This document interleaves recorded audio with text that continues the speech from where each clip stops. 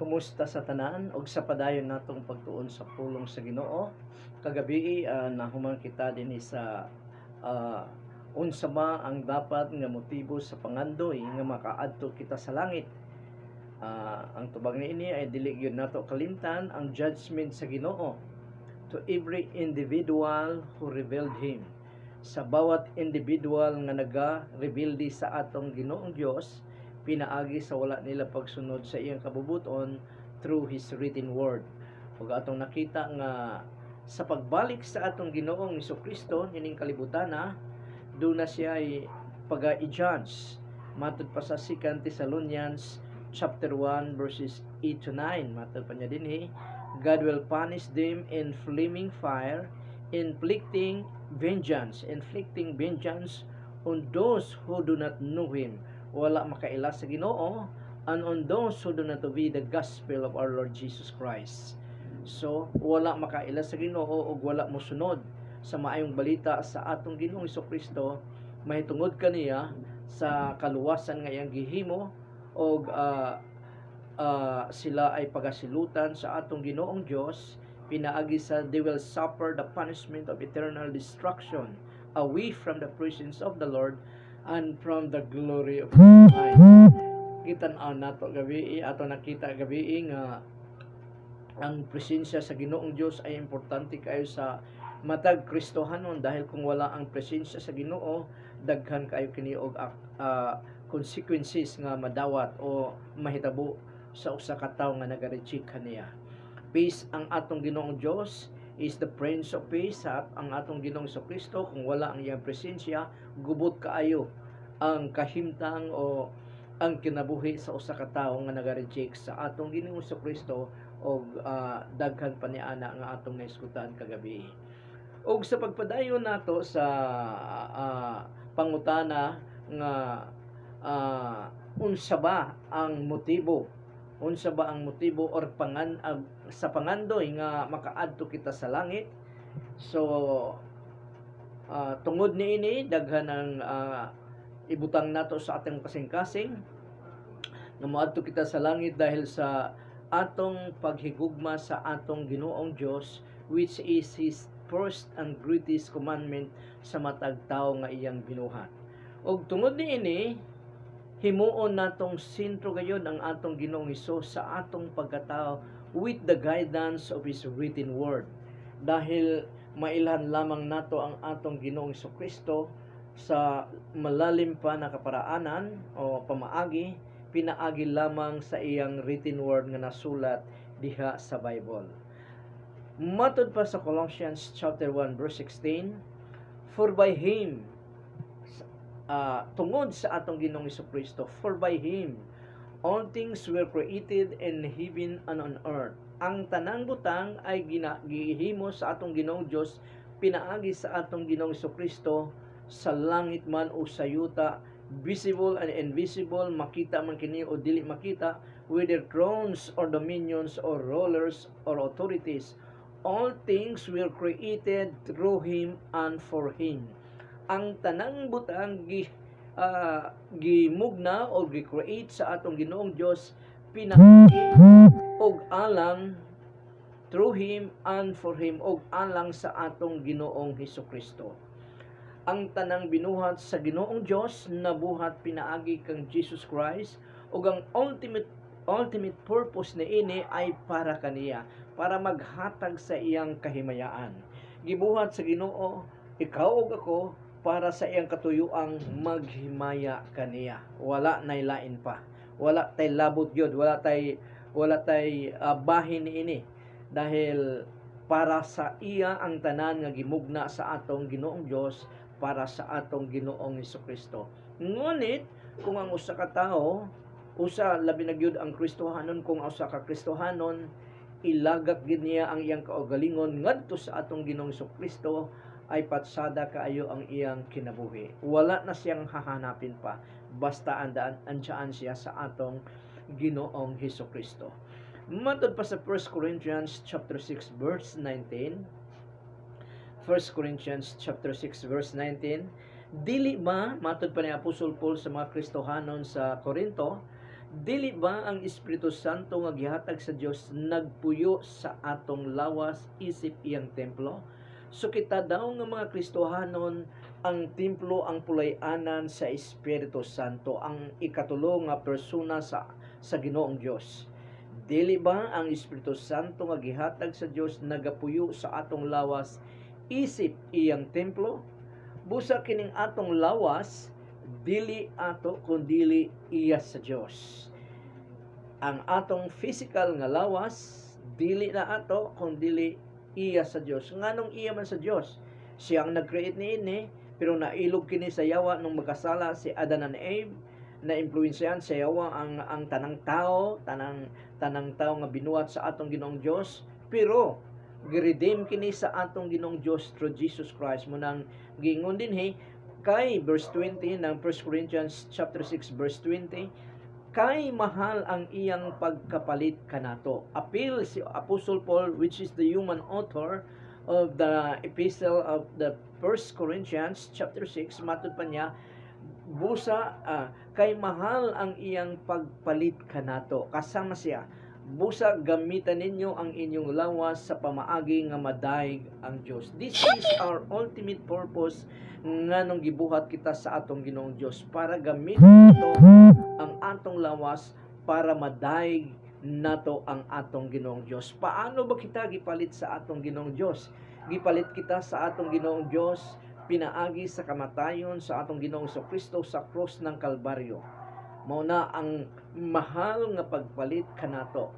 Munang akong giingon sa una nga ang atong kaluwasan ay libre nga gi-offer sa atong Ginoong Dios through Jesus Christ, nga bisan kinsa nga motuo sa atong Ginoong Kristo ay makadawat ni ini nga kaluwasan, pero kini nga kaluwasan ay dili barato. Nganong dili man barato?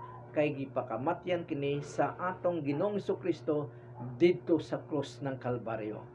Matod pa niya dinhi sa verse 20, balaykon ko lang, kay mahal ang iyang pagkapalit kanato. Kinsa nagpalit kanato? Ang Dios Amahan pinaagi kay Jesus Christ. Busa kini dayon ang challenge sa atong Ginoong Dios through Apostle Paul sa tanang mga Kristohanon. Busa gamitan ninyo ang inyong lawas sa pamaagi nga madaig ang Dios. Sa kada adlaw sa imong kinabuhi, gidaig mo ba ang atong Ginoong Dios? Gigamit mo ba ang imong lawas, imong physical body para mahimaya ang atong Ginoong Dios? Matud pa sa atong Ginoong Kristo nga, kung ang imong parte sa lawas kagaya ng kamot, mao kini ang nagdala kanimo sa kasalanan, mas maayo pa nga putlon nimo ang imong kamot og mosulod ka sa langit nga putol ang kamot, kaysa mosulod ka kaysa ilabay ka sa impierno, kumplito ang imong lawas sa parte sa imong lawas, pero didto ka naman sa impierno sa lugar nga kasakitan. Busa atong hinumduman kanunay nga ang tanan nga anaa kanato ay gihatag kini sa atong Ginoong Dios, sa atong Ginoong Kristo para sa iyang kahimayaan. Meron kita, pero ang ultimate purpose nini ay para sa kahimayaan sa atong Ginoong Dios. Wala gyud para sa ato. It's all about Jesus Christ. It's all about Him. Mo gini ang giingon sa 1 Corinthians chapter 1 verse 16. All things were created through Him, pinaagi sa atong Ginoong Kristo, and for Him, o para kaniya.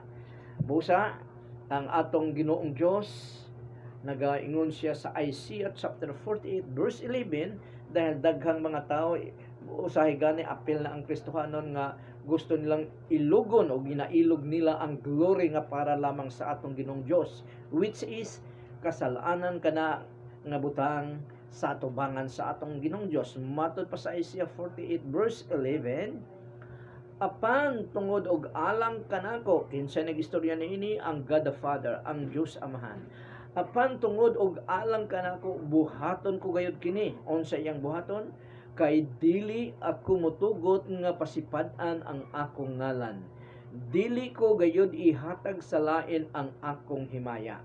Muna nga usa sa batasan sa atong Ginoong Dios ay He is a zealous God. Mapanibughuin siya nga Dios. Dinhi gipakita sa Isaiah chapter 48 verse 11 nga dili niya itugot nga ihatag sa lain ang iyang kahimayaan kay para lagi kini sa iya. Ang atong mga pag-ampo, ang atong mga pagdaig, ang tanan nga niya kanato ay para lang sa atong Ginoong Dios o para lang sa atong Ginoong Hesukristo. Pero yun na nga na kung ang tanan ihatag nato sa atong Ginoong Dios, matuman ang purpose sa imong pagkatao kung nganong gibuhat ka sa Ginoo. For sure, your life is a blessing sa imong kaugalingon mismo og ngadto sa uban. Kung ang imong kaugalingon tanang parte sa imong lawas gihatag mo sa atong Ginoong Dios para sa iyang kahimayaan. Munang giingon sa atong Ginoong Kristo, seek ye first the kingdom of God and His righteousness, and all these things shall be added unto you. So unahon nato ang Ginoong Dios ug ang iyang righteousness, ang iyang pagkamatarong ug ang mga butang nga atong gikinahanglan kusang idugang na lang kinis. Sideline na lang atong gikinahanglan. Ang first priority, unahon nato ang atong Ginoong Dios. So paano ba nahimong ginailog sa usa ka tawo ang kahimayaan nga parang lang unta sa atong Ginoong Dios? Ang mga ang garbuso nga mga tao nga ma-prideful nga mga tao, matud pa sa atong Ginoong Dios through James chapter 4 verse 10, humble yourselves before the Lord and He will exalt you. Kung magpaubos ka, magpakumbaba ka, diha sa atong Ginoong Dios, sa atubangan sa atong Ginoong Dios, ang atong Ginoong Dios ang mutaas kanimo. Dili ikaw mismo ang magtaas sa imong kaugalingon because of pride, kung dili ang atong Ginoong Dios. So unsa ba ang dapat nga motibo sa pangandoy nga makaadto kita sa langit? Dili tungod kay patsada kayo ang langit, kung dili makauban nato ang Ginoong Hesus nga naghatag sa iyang kinabuhi para kanato. Higugmaon ginato ang atong Ginoong Dios. Parang usa ka panimalay. Bisag unsa ka gwapo ang atong balay, ang imong balay bisag unsa ka gwapo, pero kung gubot ka na nga panimalay, kung walay peace diha nga panimalay, sigig away nga panimalay, bisag unsa ka nakagwapo, wala gyapon hinungdan. Pero bisag dili kay gwapo ang imong panimalay, ngunit andoon nagmamahalan ang nakapuyo niya nga panimalay, patsada gihapon kay nga panimalay. Mao na ang hinungdan nga moadto kita sa langit, dili kay patsada ang langit, kung dili andoon ang atong gihigugma nga naghatag kanato og kinabuhi, nagpakamatay kanato para makasama kita niya. Ikaduha, nga unsa ba ang pamaagi o reason nga og tungod niini nga para matuman ang pangandoy nato nga makaadto sa langit, ug makauban ang nagmahal kanato nga gihatag niya ang iyang kaugalingon sa kamatayon sa krus ng Kalbaryo, ay i-meditate nato ang gugma sa atong Ginoong Kristo nga na maghari kanunay kanimo ug kanako ug pangayoon ang tabang sa Espiritu Santo og paningkamutan nga masunod gayud nato ang iyang kalooban through His written word. Importante kaayo ang pulong sa Ginoo, ang written word of God nga ato yung pagasaliksikon, pagaistudihan para matuman kini nato dahil dili nato matuman ang usa ka butang kung wala kani nato mahibali. You can only obey, you can only do what it is written or imong kung kini ay imong nahibalan. Pero kung wala nimo nahibali, dili mo matuman. Muna nga importante kayo nga matuman nato ang desire sa atong Ginoong Dios para kanato, pinaagi lamang sa mag-meditate sa pagtuon sa iyang pulong para i-apply sa atong kaugalingon. Unsa ba ang dapat nga motibo sa pangandoy nga makaadto kita sa langit? Dili gyud nato kalimtan ang mga judgment sa Ginoo to every individual who revealed Him. Mabasa nato kini sa 2 Thessalonians chapter 1 verses 8 to 9, o labi na gyud dito sa Book of Revelation chapter 6 paingon sa chapter 19 or 20. So dito nato mabasa kung paano ang atong Ginoong Dios Gijudge niya ang kalibutan nga wala mo tuo kaniya. Dunay tag 70 kilos dito nga yellow daw o ice nagikan sa langit nga nag-ulan paingon sa yuta mura ning mga missile nga gikan sa langit kusog kayo ang force paingon sa yuta nga pagtugbak sa yuta ay grabe lawm kayo ang kuan muna isa sa mga dilubyo or judgment sa Ginoo sa mga tao nga wala mo ila kanya. Busa kung mabasa nato ang Revelation chapter 6, makita nato ang mga tao nag-ingon dito nga tagui kami, tambuni kami mga bato. Tungod kay ang wrath o ang kaligudgot, ang judgment sa Lamb of God sa Ginoong Jesucristo ay miabot na. So kanang mga yungib, mga bato diha ay sa atong kapanahonan karon ay murag mauna ang mga bunkers sa ilalom sa yuta nga gihimo sa mga sapian ng mga tao o ang mga nasod nga pipila lamang ang makasulod niini kadto lamang ang mga matatalino o mga bilyonaryo nga mga tao. So unsa ba ang dapat nga motibo or pangandoy nga makaadto ang usa ka tawo ngadto sa langit? Kita nga mga Kristohanon dili gyud nato kalintang ang judgment mo ng akong gingon kanila. Og tungod niini himuon natong sentro ang atong Ginoong Jesucristo sa atong pagkatao with the guidance of His written word. So mao kana mga igsoon, mao kana mga higala ang dapat nga motibo sa usa ka tawo sa iyang giplano or sa iyang desire nga makasulod siya sa langit. Sentro gid ang atong Ginoong Jesucristo. Dahil kung dili sentro ang atong Ginoong Jesucristo sa atong pagkatao, basig pag-atubang nato kaniya, madungog nato ang gingon, dili tanan ang nagtawag kanako nga makasulod sa akong gingharian. Kadto lamang ang nagbuhat sa kabubuton sa akong amahan, maoy makasulod sa iyang gingharian. O ang sumunod ni ana nga deklarasyon sa atong Ginoong Jesucristo, dahil siya ang mujudge sa mga tao, dahil siya ang Diyos nga nagkatawang tao, ang sumunod ni ana nga deklarasyon, depart from me, you evildoers. So sakit nga palandungon, pero ang last words nga madunggan sa usa ka tawo bago siya mosulod sa langit o bago siya ilabay ngadto sa kalayo sa impierno ay ang words sa atong Ginoong Jesucristo.